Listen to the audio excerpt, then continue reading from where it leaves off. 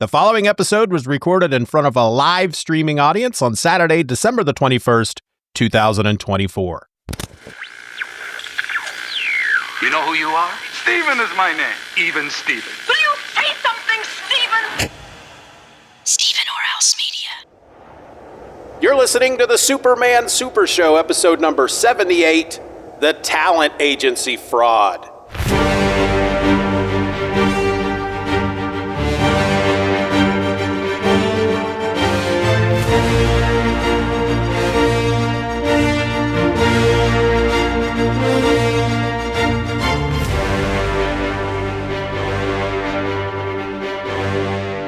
Hello and welcome to the Superman Super Show. I'm a host. My name is Steeven, and 1,000 miles over there to my right is another host, Mr. Ed Moore. Ed, how you doing? Pretty good. Howdy, folks, and new listeners, and recent subbers, and all the other qualifications. I still have in the show notes here, I forgot to delete this little note to say Merry Christmas.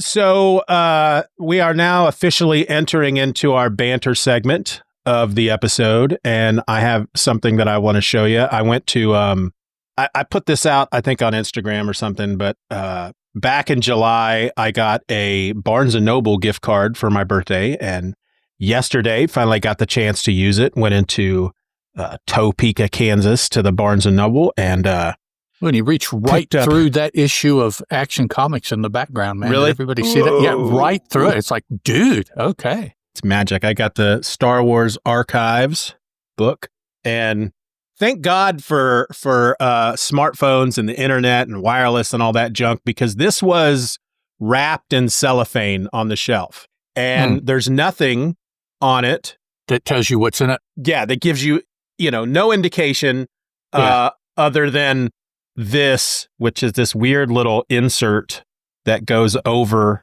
the pages. Curious, okay.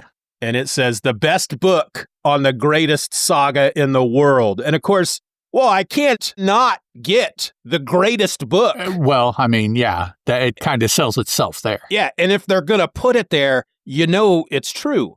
Right, it must be. Whatever's in it, even though I can't see what's in it. Right.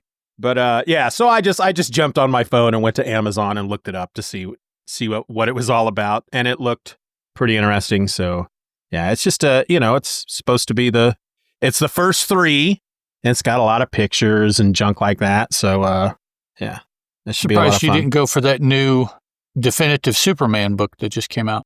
What's that? I don't think I saw that. Yeah, take me a minute to find it. Billy on social media has been talking about it. Superman Billy. I haven't been reading a lot on social media lately. I just been trying to avoid it a lot lately. Superman, The Definitive History by Edward Gross. Oh, yes. I do remember seeing that. That popped up through Comixology of all places. Okay. Last week or the week before last when it came out. The ebook is like $20, which... That is much better than the actual book. Yeah. So I may check it out. I have a couple of Superman audiobooks, nonfiction, the history of Superman audiobooks. And I've listened to one, and I started the other, and I kind of want to get through those before maybe I buy anything else. But they did have, I came very close. Charles Phillips says that the definitive history is gorgeous. Haven't been able to pick it up yet, but friends have posted their pics online.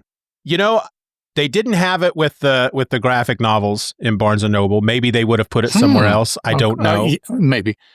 Speaking of friends posting pics, I think all of the friend pics have pretty much been taken over by the recent style guide that people have been getting. Oh, yeah. I've heard. I've You're not aware of that, Steeven? The DC style guide? No, I think I've seen some. I thought somebody post. Nope. Maybe Steeven is aware of it, but there we go. But yep, you're moving. Okay. Did I freeze? You froze, and then both images went down and cycled and then came back. Yeah. Charles says Michael Bailey just posted an interview with Ed Gross on his It All Comes Back to Superman pod too. Okay, cool. Saw that too. But are you familiar with the DC style guide, Steeven? Yes, I think I have seen some pictures of that being posted. That I have one on order, I guess because I didn't order it from the source. Mine is taking a little longer to get to me. I guess everybody that's getting them must have ordered them directly from the publisher. At a premium, I might add, if you ordered it from the publisher, whereas if you ordered it from the secondary market, you could actually have gotten it cheaper, substantially. But mine isn't supposed to ship until Christmas Day, so I'll probably get mine around the turn of the year. Yeah. They did have a Superman, a Golden Age Superman collection at Barnes & Noble that I picked up first, and I was going to get it. I think it had the first 25 stories, or the Superman stories from the first 25 Action Comics issues, and then all 5 of the first 5 Superman issues. I think that one just came out. Yeah. That sounds very familiar. I had it in my hand, and I was going to get it, and then I thought, you know what?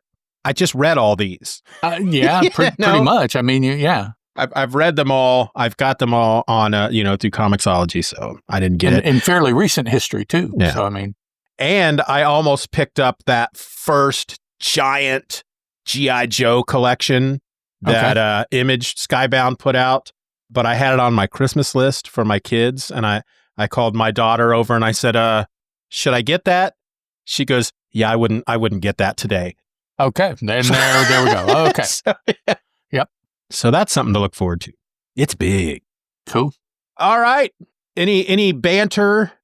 Anything I was going to introduce, I'll introduce in the next episode so that we have something there too. Yeah, I don't have anything for the next one. Cool beans.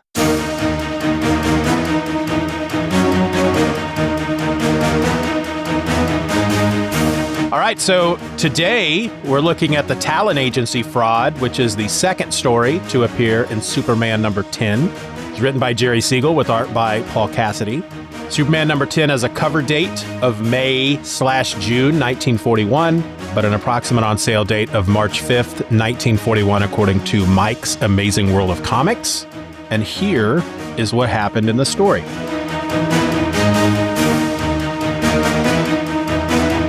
Lois nearly quits her job when a talent agent, Mr. Grady, tells her he can make her a movie star.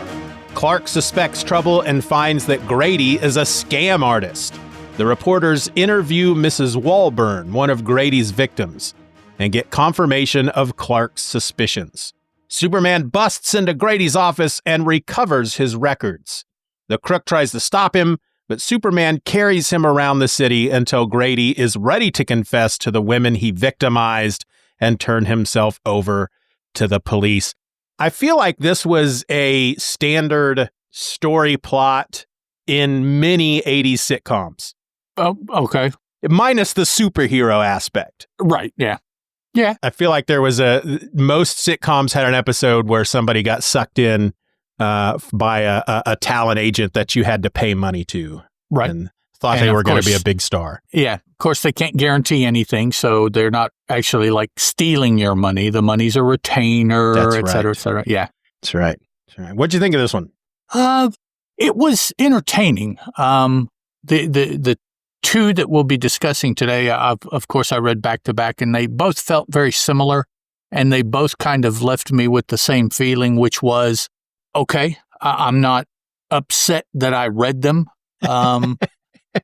Superman Golden Age stories, since the onset, they've moved up as far as interest a little bit, but a while back, they still have plateaued as far as, I guess, at this point in time, what they're willing to do. So there was nothing outstandingly unfortunate about the story or the art. Both of them they kept me entertained and kept me interested in the story. I was able to finish reading both of them, which is a big deal for me because anymore I'll pick up, I don't know how many comic books on a weekly basis and read 8 or 10 pages and then not pick it up again. Yeah. That one didn't do it. So, yep.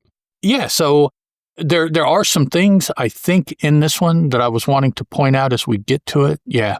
It was this story.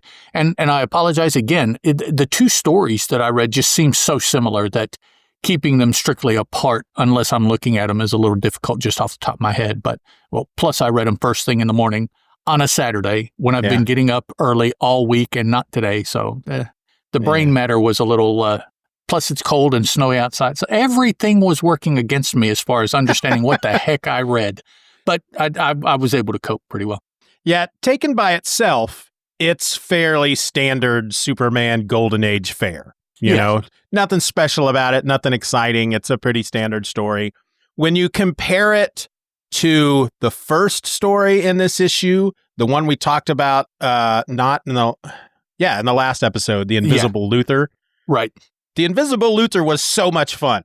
Yes. And so then you go from that to this, and it's like, like you said, there's nothing wrong with this story. There's nothing, I didn't throw my tablet down in disgust and start stomping on it. Yeah.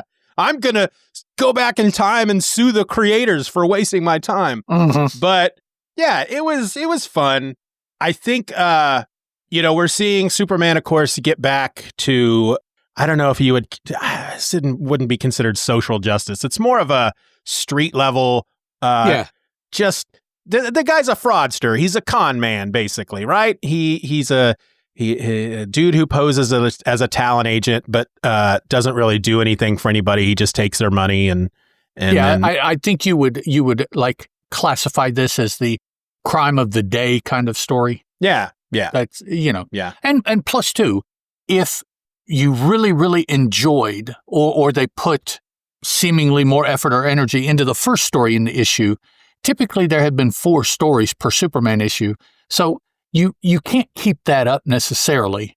So the second story, if the first one was, really had the feels, well, the second story probably isn't going to be able to maintain that anyway. So there'll be, and I don't mean it in a bad way, but there'll be a letdown, just because they had this really cool idea and then, well, we have some other ideas. And it's like, okay, well, that's, that's fine. You have 4 chances in this one book to really knock it out of the park. And if you do it on one, hitting a home run every 1 out of every 4 times, boy, that'll definitely keep you in the major leagues. So, that's not a bad average. Yeah, and if you use a TV analogy, especially since we talked about 80s sitcoms earlier, you got a season of TV that's 22 to 24 episodes.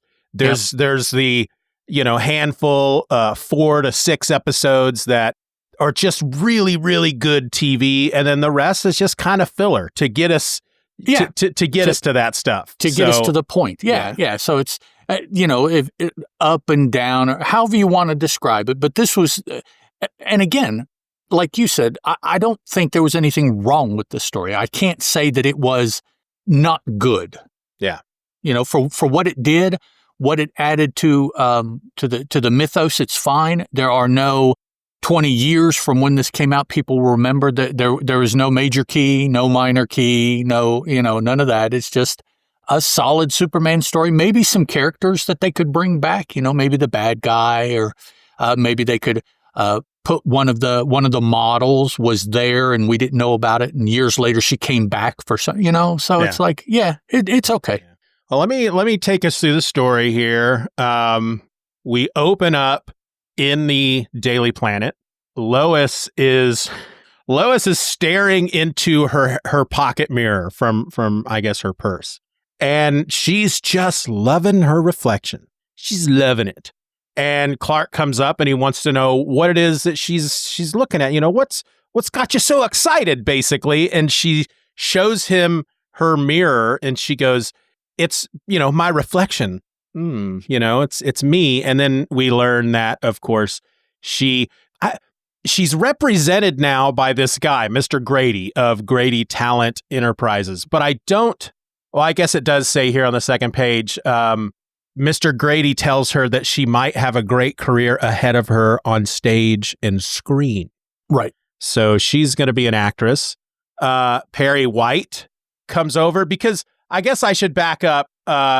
The very first panel in this story, once you get past, we have these, we've talked about them before, that very first top panel, which kind of gives you a teaser on what's coming in the story. But once we actually get into the story, everybody in the Daily Planet bullpen, they're just depressed. They're unhappy. They're sad. And it's because Lois is leaving to become an actress, to become a superstar. And Perry White brings that up, and Lois actually refers to him as Perry. Is this the first time? I think so. And also note we see his face. Yes, we got a full-on Perry White face.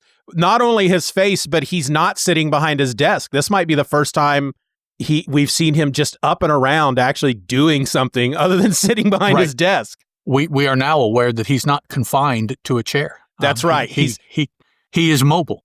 He's not like that robot receptionist from the Baxter Building in the Fantastic Four. Right. Or what was his name? Davros, the leader of the Daleks, confined to the wheelchair. Oh, yes. Yeah. Sorry. Yeah, that was kind of a deep stab there. Yeah. British robots. Ask your nerd friends. So Clark and Lois then go to the talent agency so that she can show Clark that Grady is on the up and up, because Clark, of course, is suspicious, which I think if I was Lois at that point, I might be a bit offended. You know, if Clark's immediate go-to is like, yeah, you're being screwed with. There's no way you can be an actress. But in reality, shouldn't Lois be suspicious as well? Lois should be. If of the two of them, Lois should be the most suspicious, which I guess we learn here that Lois is super vain. Or she really, really wants to be an actress. Yeah. And so she's blinded by that possibility. I mean, it's never come up before, but perhaps nobody's ever asked. So. Yep. But they go to the talent agency, and we get my favorite bit from this issue, and it's when they walk into the makeup room where there's a lot of women getting their hair done and putting on makeup. And Clark, I guess, assumes that they've walked into a dressing room. Mm-hmm. And so he's immediately embarrassed and wants to leave because I guess he's afraid he's going to see naked women. And Lois, who is wearing, is this the one where she wears the Green Arrow hat? I don't think so. No, it's not. It is a green hat. It does have a feather coming out of it. Yeah. But it's not a pointy one, which we'll see in the next story. Her hat here looks more like a beret. Yes. With a big feather to it.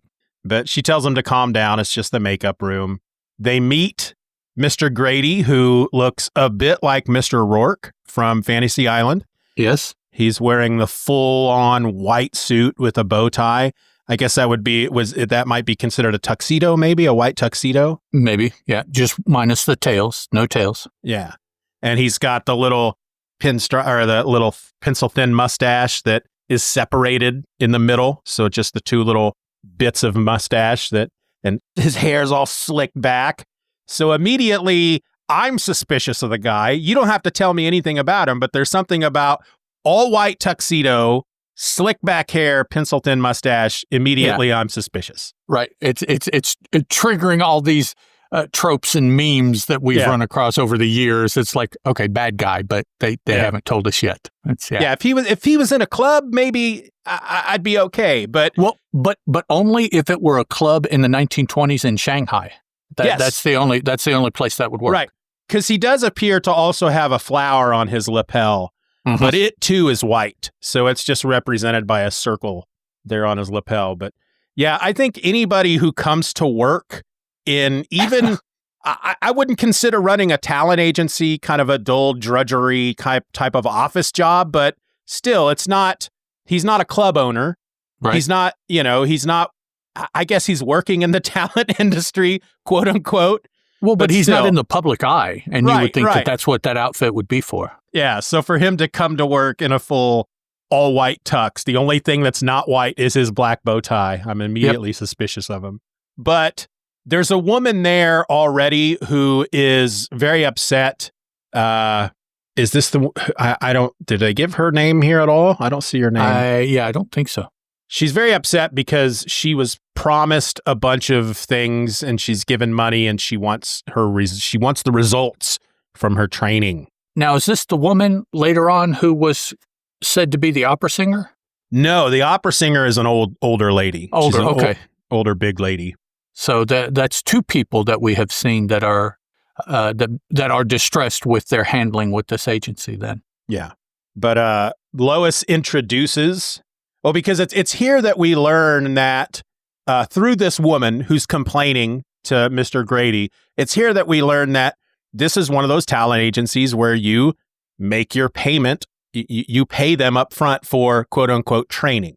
And Clark immediately finds that suspicious, which you should, because a real talent agent isn't going to get paid until you get paid. That's their impetus, to get you work so that they can make money. But Lois introduces Clark to Mr. Grady and tells Grady that she's invited Clark because Clark thinks that Grady is a crook. And that doesn't seem to offend Grady. He just, oh, well, we're a legitimate business. And so Clark counters with, you charge your clients for training. Isn't it your job to get them work? Isn't it your job to place them? Why would you be charging them? And that's what takes Grady over the edge and just kicks him out. Don't you tell me what I can and can't do. Get out. And they leave. Lois tells Clark that she thinks that he deserved it. Lois is on Grady's side. Yeah, she's still on Grady's side. But she got her money back, because then we go immediately back to the Daily Planet offices.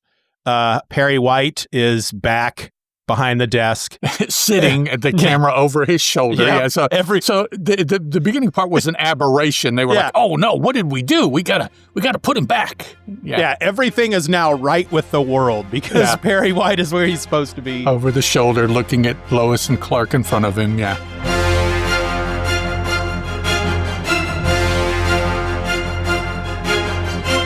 The Superman Super Show will return after these messages.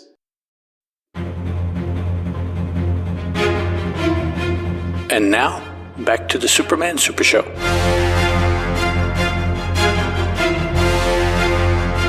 Yeah, but she tells Perry that she got her money back. So we didn't actually see that, but apparently she got her money back. Yeah. Clark, then he wants to go do some further investigating, but not as Clark Kent. He wants to do it as Superman, so he changes into his Superman garb. He leaps out the window. We now know he's flying, and we get a quick moment of he's not quite hanging on that windowsill. It's like he drops out of the sky. It doesn't. I didn't really put that. I don't think it really counts. It's like he's catching himself there. Yeah. Even though, because we're still technically, I guess, the creators were up in the air about whether or not he's flying. Retrospectively, we're saying that he's flying now based on But in this instance, he literally is free falling. He's dropping out of the sky and he catches himself on the windowsill, which surprised he didn't do any damage. He's got to be careful with that stuff. Yeah, really. And he makes mention that he is so used to entering through windows that it's beginning to be second nature to him. You shouldn't say that out loud. No, that's not good. Sounds like a Batman thing. Something. Yeah. But he breaks in because he forces the window open. He goes into the office and immediately he opens up the first desk drawer and right away there's a gun, which immediately in Superman's mind, well, if this guy's got a gun, he's a bad guy. And that's not the world we live in today. Certainly not. That wasn't the world maybe 20 years ago at this point, 20, 40 years ago even. Everybody had guns. Well, I'm not sure at this time it necessarily should mark him because this gentleman runs a business and his business probably is a cash transactional business. People come in and give him money. Well, he's not going to keep all that money in his office. He's going to deposit it somewhere. Well, when he's walking around at night after the business closes, going to the bank to deposit, he'll carry a gun in case some mall comes up and wants to knock him over or something like that. So it's like, that's not that fishy to me. Yeah, Superman's really judgmental here when he finds that gun. Because he says out loud, a gun seems to me an honest businessman wouldn't have to keep a deadly weapon in his desk. Yeah, not true.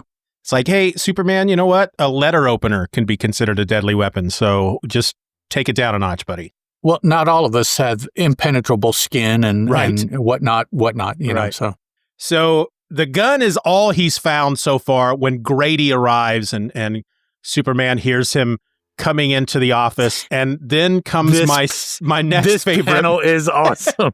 This is awesome. I really had to study this panel and read it 3 or 4 times to really quite understand. Oh man, this is phenomenal physique. Billy says apparently Superman's never been to a 7-Eleven. Well, yeah, probably not. As far as carrying a weapon, I presume is the reference. Yeah. Yep. Remember when 7-Elevens were actually just open from 7 to 11? Yes. Yeah. I actually remember 7-Elevens. Now I don't know that I could tell you where one's at. They've been bought and name changed and whatever. So I feel like we had one up until the last couple years in Lawrence, because I remember telling my kids, well, you know why it's called 7-Eleven? It's because they were open from 7 to 11.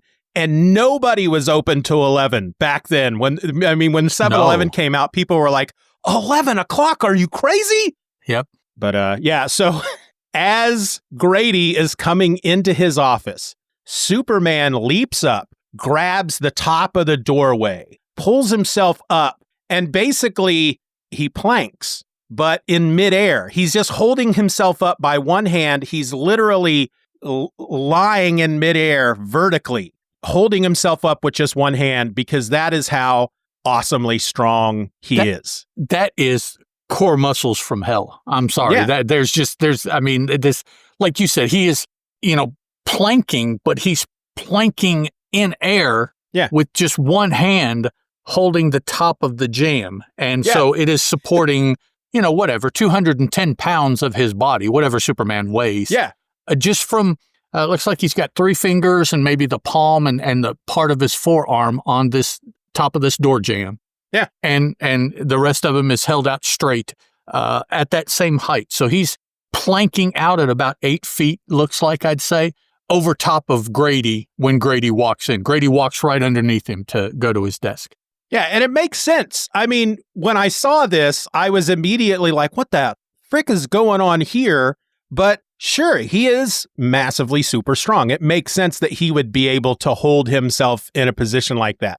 Now, do I believe that the woodwork could take that kind of weight? The way it's distributed on that wood? That's another matter. I didn't think of that, but yeah. I think the woodwork, they built everything to last back then, right? That's what they always say, Yeah, but still. It's not like he's hanging straight, he's would that be perpendicular to the ceiling and the floor? Yes. Yeah. Oh, no, parallel. Parallel. That's right. Yeah, he's parallel. Yeah. Yeah.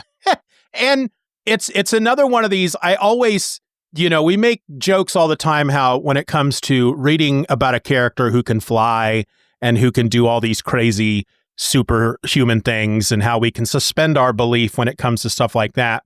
But I just cannot, when somebody walks into a room and there's somebody literally hanging above him.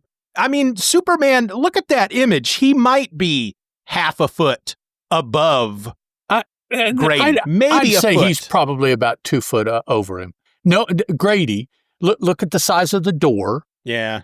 The door, which actually, this is a huge freaking door from perspective, because to the top of the opening of the door, there is a good 1.5 feet or so between the top of Grady's head. Either that or Grady is like 4 foot tall. Yeah. I mean, but yeah, and then, you've got the door frame and you've got the molding over the door. So you've got another 6 or 8 inches there. And so I think he's about 2 feet if Superman is at the same level as the molding and not has fallen some and is still holding on. So, but what gets me is, let's say Superman is 6 foot tall, let's say.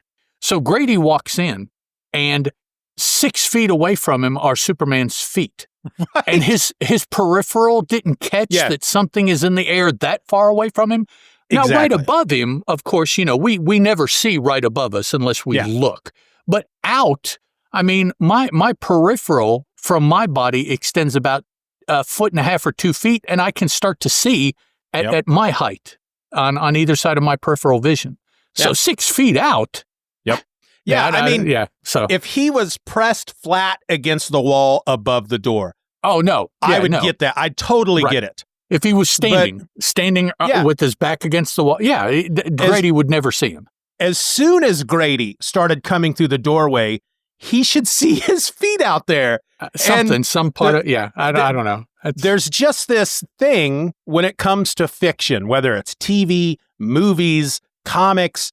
As soon as you put somebody in the air above somebody else, everything above their eye line just becomes invisible. Right. And they never see it. It just drives me crazy for some reason.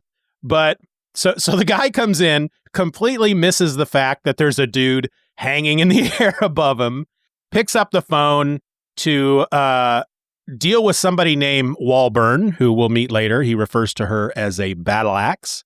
And as he gets on the phone, Superman does this thing where he then drops. He's still holding on to the molding. He drops, swings through the doorway out to the other, to the outer room, and then back up so that he's sitting on the molding above the door. Which you can see is drawn much thicker than what the molding on the other side of the room, other side of the door was. So very, very much so. Yeah. And again, Grady, I mean, maybe his office is like the size of a football field. I don't know, but you think he would at least sense that movement. Yeah. This disturbance in the air, maybe. Something. Especially if he thinks, see, that's what gets me. If I'm in a room full of people, I don't feel that way. Yeah. But if I'm in a room by myself, my personal space is huge, and I notice movements or I notice more sound or stuff, so it's like, so he's in this big office, maybe both of these rooms by himself, and Superman moving around doesn't trigger anything for the dude. It's like, well, you are one mellow dude to not, okay. Now, I do like that when he's swinging through the doorway, they do draw him so that he's holding his cape to his body. So he is reducing the sound. We don't have the sound of a flapping cape as he's swinging through the doorway. But still, you think the wood at the least there would be a lot of creaking on that wood. It's something's got to make noise. Yeah. But no, Superman's too good for that.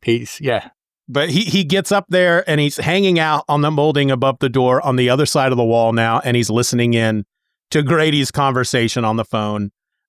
He's calling Mrs. Walburn to respond to the numerous letters that she has sent him, and he's decided to go ahead and come on over and visit her to discuss the matter, and tells her that he's going to be over directly. And he leaves, he gets in his car. He now is wearing a white hat to go along with his white suit. And actually, the tie on this page, maybe, I don't know, the tie on this page is white.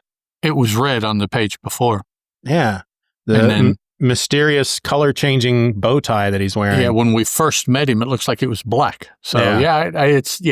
So he gets in his car, and then Superman, again, does something that you would assume would make a lot of noise, and that's to, it says he streaks down, so I don't know if he jumped out the window, I don't know, but suddenly he is behind the car, and he swings underneath the car, and he's holding on to it from underneath as the guy drives along.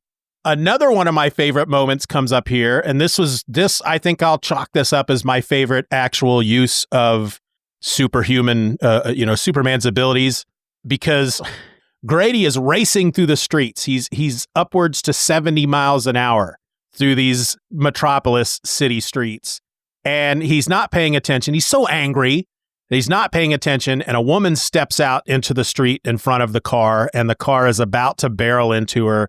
There's no way that Grady can stop in time. So Superman just reaches down and digs his hand his fingers into the pavement, digging trenches into the pavement with his hand to bring the car to a stop, which Grady just chalks up to, I guess my brakes were better than I thought they were. Must be a loud car, because you think that would make a lot of noise. Something. So we get to Walburn. Oh, God, I forgot her name. Yeah, we get to Miss Walburn's house. I do enjoy the page where we get to Walburn's house. We get one panel seeing the car with Superman's cape shooting out the side of it from underneath. Yes, underneath, yeah. I like that artistic choice. And it's one of those moments because, of course, everybody is talking out loud. And he's driving. He avoids hitting the woman because Superman brings the car to a stop. And that's when Grady is saying out loud that, I guess my brakes are better than I thought they were. And Superman underneath the car hears him. So he says out loud, if Grady only knew, which in turn, Grady didn't hear Superman. So, yeah. Comic books. What are you going to do? Yeah. But we meet Walburn. She is, I guess, I don't want to say that she's what you'd expect from an opera singer, but she's an older woman. And she's paid Grady thousands of dollars. And he has done squat for her with that money. And it's at this point that he basically tells her, yeah, there's nothing I can do for you. You suck. I can't get you any work. Yep. You're a terrible singer. And so she kicks him out. The only thing she can do at this point is to kick him out because she threatens to sue him to get all her money back. And that's when he points out, well, if you sue me, then first of all, you'll have to live with the embarrassment that you got tricked into this scam, that you were gullible enough to pay me thousands of dollars. And then people are going to find out that you don't have any talent. And so she's like, all right, you got me there. Well, at least I can kick you out of my house. Get out. She obviously has money, though, because she's got a butler. And pearls on just a normal, regular day kind of thing. She's wearing a big set of pearls. And she was able to pay him thousands of dollars. So Superman is sitting in a tree, and he watches Grady pull away. And so that's when he goes, he telephones Lois, and he tells her that he needs to see her. He needs to see her at the Daily Planet. He's got something important to tell her. And when she arrives, okay, this is another one of my favorite moments. When she arrives, Superman is writing the story, and he tells her to wait because he's finishing up the story. He's typing it out. He hands the story into Perry White and basically tells Perry, here's the story. I can't prove anything right now. It's all conjecture. So just hold on to it because I'm going to go prove that let everything. Me get the proof, and then you can publish the story. Yeah, I love that because Perry even tells him, "Oh, so you've turned seer, have you? You can see into the future, basically." And he's like, "Yeah, if you can prove all this stuff, this will be a great story." And I don't know, maybe this happened a lot where a reporter's like, "Look, I have the time to go ahead and write the story now. I know I'm going to be able to prove all this right. So I'll get it written now, and then I'll go prove everything." But it's not like a word processor where you can go in and change stuff real quick if you find something different. But you could argue that even now the media does this, and they never get the proof. But it's already been published. That's true. That's true. At that time, we would hope that is not how it occurred, that you had evidence and then you published. Whereas now it's gotten to the point where evidence, just publish it. So. As long as you have a headline that'll draw people in. And then that's it. As long as you get the eyeballs, does it really matter? Yep. But Clark takes Lois to see Mrs. Walburn because he wants you to have her tell Lois, her show, this was my experience. I'm one of Grady's victims.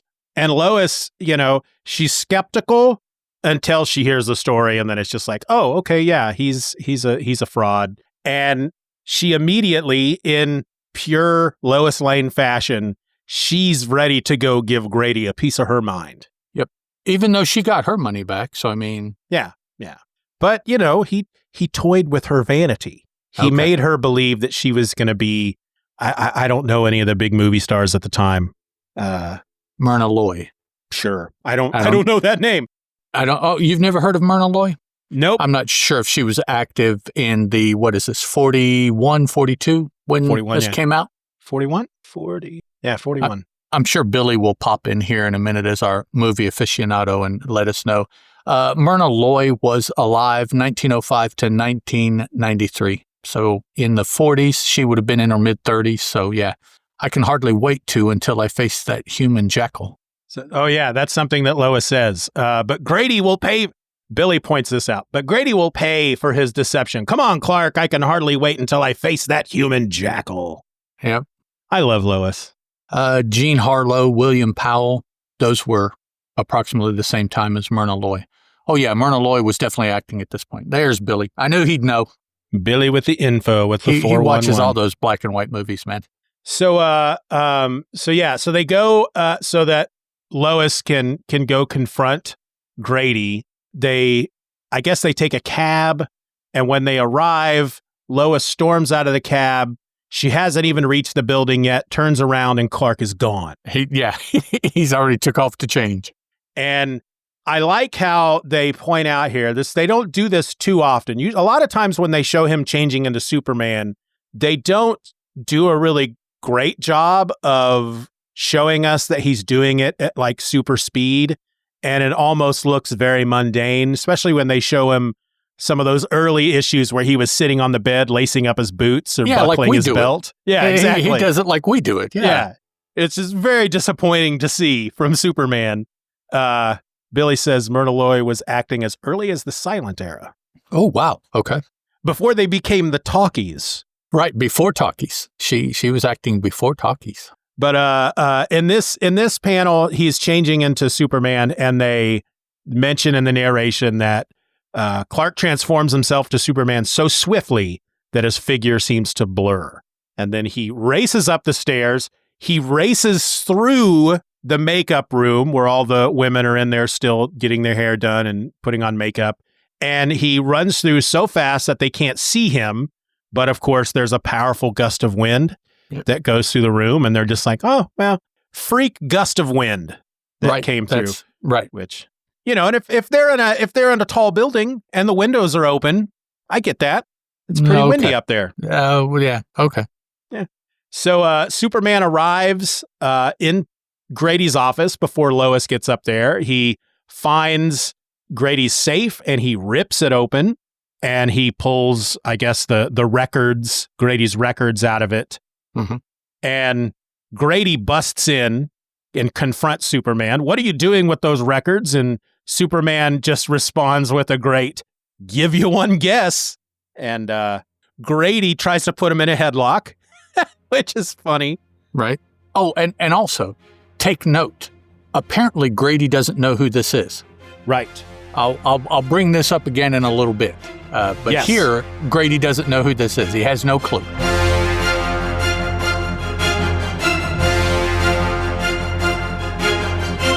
The Superman Super Show will return after these messages.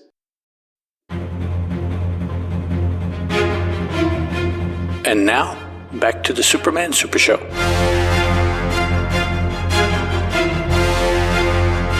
I was hoping you would bring that up when it comes up, because when we get to it, I remember reading it and thinking, we've talked about, Ed brings this up a lot, so I bet he'll talk about this when we get to it. One way or the other. Yeah. But here is a case where after, however long that this thing has been occurring around town, that there are still people who don't know. Now, I don't think there have been any pictures published, so okay, I can understand. But eyewitness accounts would have to describe what he's wearing, because it's very different from what normal people are wearing at the time. So if you saw him and he did things, for instance, Grady came in because he heard noise. The noise he heard was Superman ripping his safe apart with his hands. Yep. I don't know what kind of noise exactly that makes, but it has to be something rather memorable. So yes, you run into the office. He's holding the contents of the safe. At his feet is a safe that has been ripped apart like the big strong dudes do with the big thick phone books. They throw it and then they just drop. Well, the dude's safe is at this person's feet ripped apart. Yeah. He's wearing this outrageous costume. No idea who this is. I don't know what he is or what he's doing. Oh, he has my records. I need to stop him. Yeah. And it's like, dog, really? You're in the entertainment industry and you don't know who this is? So, okay. I'll step down now and we'll read the rest of the story. Yeah, the sound of a metal safe being ripped in half, I couldn't even imagine what it would sound like, because I don't know that it's ever happened. Yeah, but because of that, you would think, I don't know. So ultimately what I'm picturing is he runs into the room. He sees this character in this gaudy outfit. He has just heard a sound he has never heard before, but it had to have been very alarming and very loud. And so his mind takes in, here's a guy standing over my safe that has been torn in half. And then his mind, I guess, went into that fight or flight reflex, and I guess, his brain chose fight. Yeah. Which got him thrown against a wall. Right. Thrown across a room. So that didn't work. So, Superman, I think I would have just run away. Billy said, I think so. Especially if at this time you knew who this was. You ran into the room, opened the door, and you see the other way, just straight away the other way. But it's the same thing though with the criminals that always, even the criminals that, once it gets to the point where they know this is Superman, right? We know that he's bulletproof, but they keep going. We're going to continue. We're going to shoot him anyway because maybe my gun is the gun that's going to kill him. Right. Now that does come up in the next story that we'll talk about. Yeah. All of these scenarios about recognizing, not stopping, and the writer does play with that in the next story. So but not here. This one. Yeah, but I'll tease that. It's a great moment in the next story. So Grady picks himself up off the floor because he basically comes up behind Superman and wraps his arm around Superman's neck. Tried to put him in a chokehold. Superman flips him over the top of him and throws him against the wall. Grady picks himself up and has the balls to punch Superman right in the chin. He just caught him. It was a lucky judo throw or whatever, And of course, that very next panel, he's like, ouch, is that chin of yours made of steel? And here's your favorite. Trouble, eh? Superman's response. We get, that's at least one A in this issue. I think we get in this story. Yeah. I think we get like 7 of them in the next story. In the next one, they're all over the place. But and then Superman just does his thing where he just starts handling Grady bodily by first he picks him up over his head, then he holds him with one hand in front of him by the jacket, and then he climbs out the window holding Grady kind of on the shoulder. He's almost tucked under his arm, but not quite, and dangles him out the window and then brings him back in because this is... Read Billy's comment.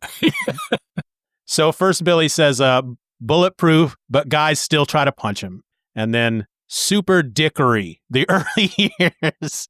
Yes. Now, isn't what Superman is doing here, isn't this called coercion? And nowadays it's illegal?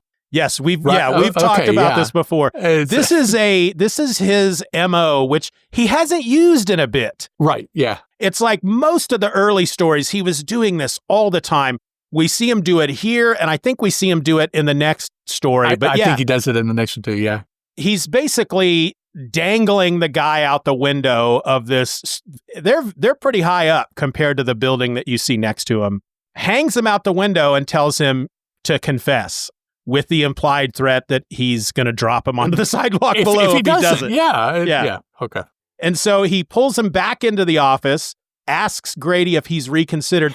Grady, again, just a set of steel balls on this guy. That's right, man. So this guy comes into his office after hearing an alarmingly loud, probably scary sound, sees his safe ripped in half, sees a gaudy man in a costume standing over the ripped open safe. He tries to subdue the guy. The guy throws him against a wall. He tries to punch the dude in the chin, finds out that Superman's chin is like steel. Superman just starts picking him up and throwing him around and hanging him out the building. And still, Grady at this point is like, fuck you.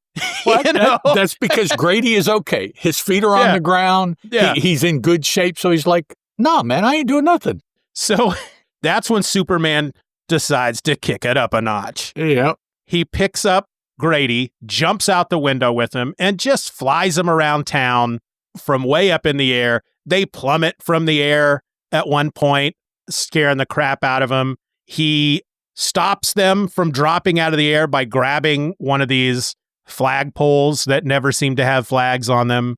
Or is it could be a clothesline pole? I don't know. I thought it was a flag pole. Yeah, I think it's a flag pole on the end of it. Yeah. But I whenever I see stuff like this in these comics, there never seem to be flags on them. Spider-Man's always grabbing them and bouncing off of them and stuff. And yeah, those are the horizontal ones right next to a window, and he jumps off of them or whatever. Yeah. So we get a bit of a Christmas a Christmas reference here when Superman then takes him to the top of a immensely tall smokestack and says, let's play Christmas, and I'm going to drop you down this chimney just like Santa. And that is when Grady has had enough and he's ready to confess. And so Superman brings him back to the talent agency. They come in through an open window where all these women are waiting. And what happens? Including Lois? Including Lois. Yeah, she's in the green. Yeah, all the women start like fawning over him because, well, Lois uses the name, but at least the women do recognize that name. It's not a case of, like I brought up, nobody's ever heard of him. So they are aware of the mystique behind the name, and Lois drops the name.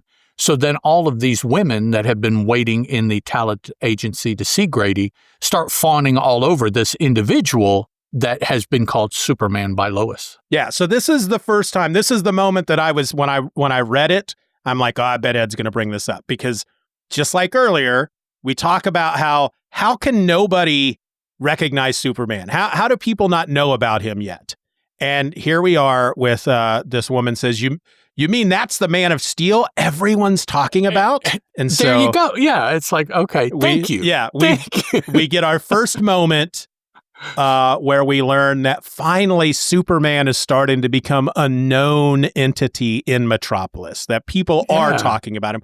I mean, good Lord, you have to assume that every one of Clark's articles mentions Superman, because if it wasn't for Superman, of course, he wouldn't have a lot of those articles. And most of the articles are about crimes that Superman foils. And so that that the Daily Planet, at least, are reporting stories about Superman often. But like you said, we don't seem to have had any pictures printed of Superman just yet. No. There is no, unfortunately, Peter Parker around to get pictures of the big hero yet.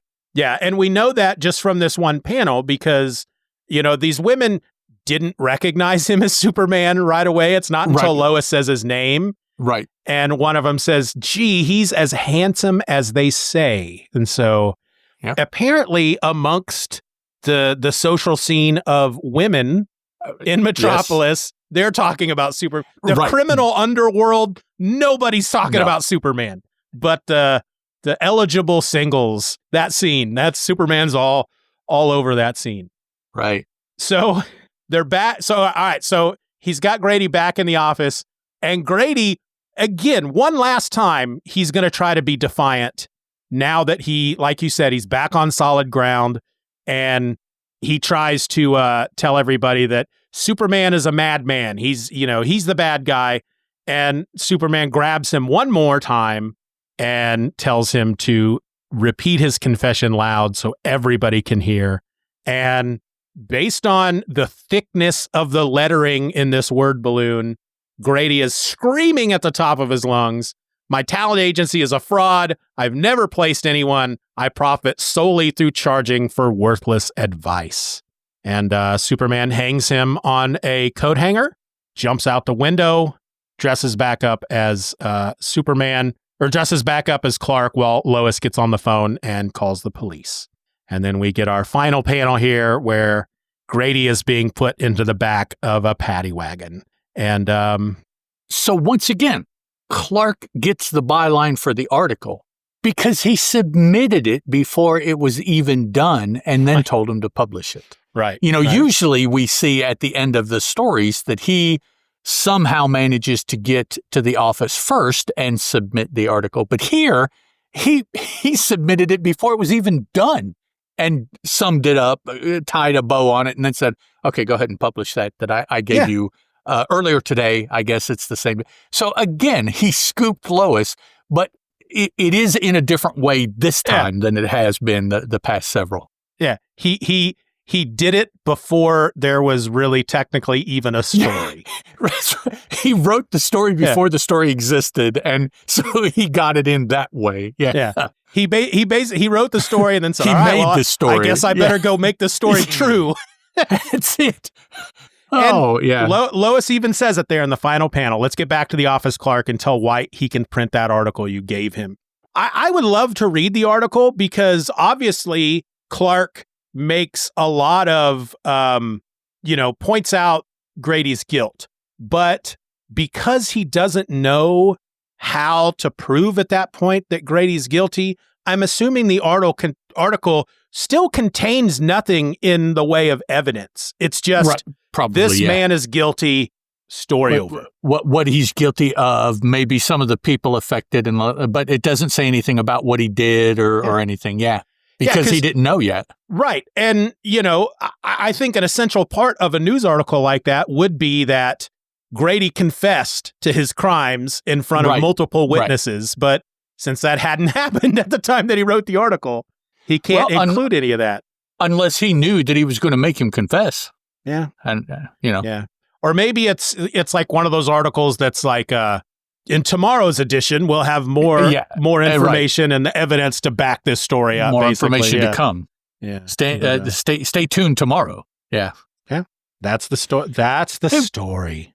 It was fun. It was, it had some, like we pointed out, some things that don't make sense, but then they haven't made sense every time they've come up. Some new things that were maybe not making sense, like him planking off the top of the door jamb. That's pretty intense. Yeah. But you have to admit it is very, very creative. The ways that they did things in this story in particular, that the hiding under the car, which isn't new, showing his cape trailing so that we knew that he was still under the car. That is new. Trying to stop it, damaging the street. That was new. We haven't seen that before.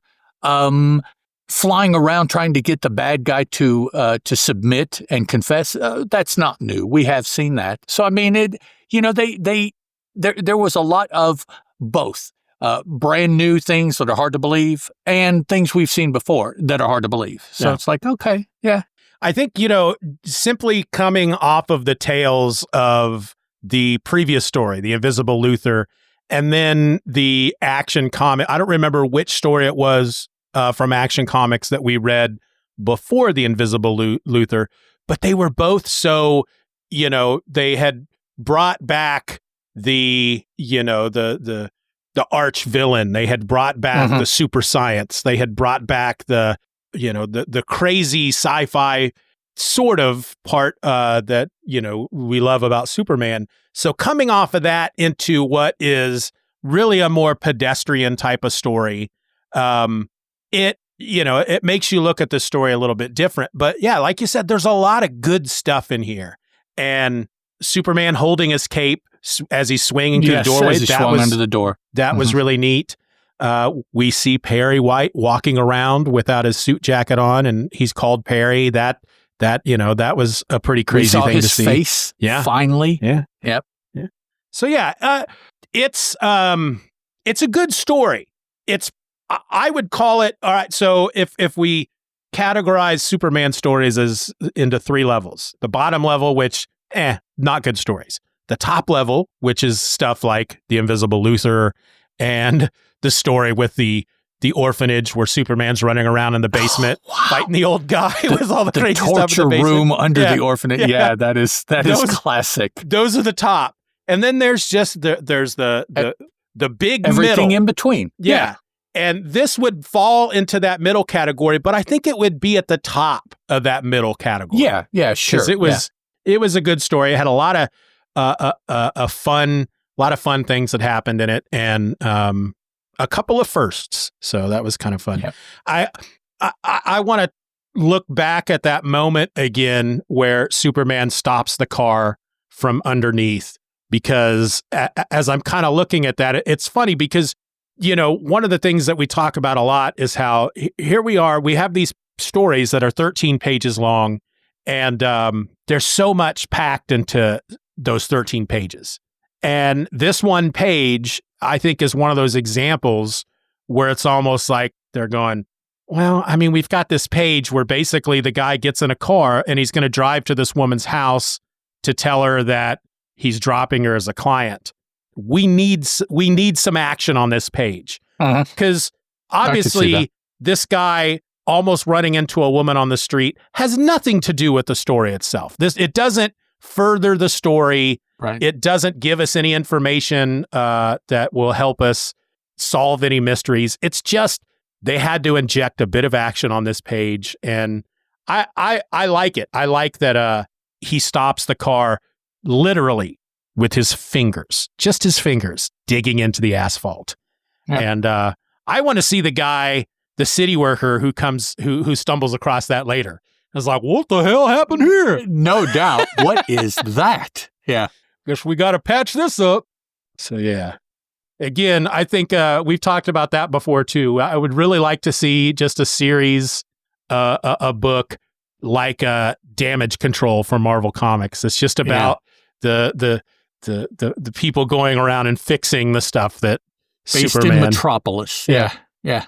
But instead of being a specialized group, again, just some city worker that has to go out and patch up those gouge marks in the even if it's just a panel in the next story. In the next story we see in the background of a panel some guy filling in these trenches with some asphalt. That would be great. I'd love that. Yep. All right. Anything else you want to say about this story? No, I think I'm good. All right, folks. That was the Talent Agency Fraud, the second story to appear in Superman number 10. Hey, folks, it's your boy, Steeven. I'm just breaking in here real quick to let you know about a change we're making here at the Superman Super Show. This episode, the one you're listening to right now, episode number 78, represents the 6th episode of season 7 here on the podcast. Each season is 12 episodes long, and beginning here with season 7, we're going to start splitting the seasons in half. The first 6 episodes will be all about the Golden Age Superman stories, while the last 6 episodes of each season going forward will be all about post-crisis Superman. What that means for you is that when we come back in 2 weeks with episode number 79, Ed and I are going to be talking about The Man of Steel number 1 by John Byrne from 1986. And then the following 5 episodes 80 through 84, we're going to cover the rest of that Man of Steel miniseries from 1986. And then with episode number 85, that will be the start of season 8. And at that point, Ed and I will bring you 6 more Golden Age Superman episodes. So yeah, that will be the state of things going forward. 6 Golden Age episodes, then 6 post-crisis episodes, and so on and so on and so on. I don't like to speak for Ed, but I can say with firm confidence that we have both been having a ball with those post-crisis episodes. Just like, we have a ball with the Golden Age episodes. So yeah, stick around, because we're going to keep talking about Superman, but now it's going to be from 2 different eras. Until then, I'm going to take you back to episode 78 as we wrap it all up. Here you go. All right, folks, that was the Talent Agency Fraud, the second story to appear in Superman number 10. That's all that Ed and I have to say about it. So until next week, folks, I'm Steeven. That's Ed. And this was the Superman Super Show. Bye. Ciao.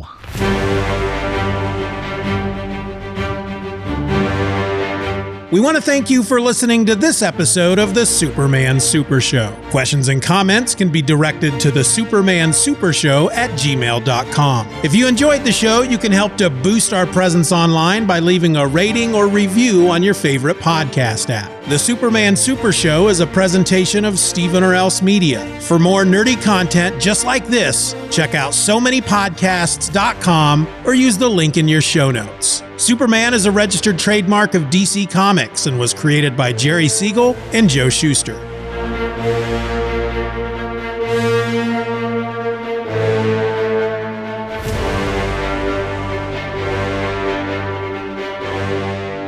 Superman is a copyrighted feature appearing in Action Comics magazine. Oh, but wait, there's Superman. He'll save us. Superman! Superman! Wait, where are you going?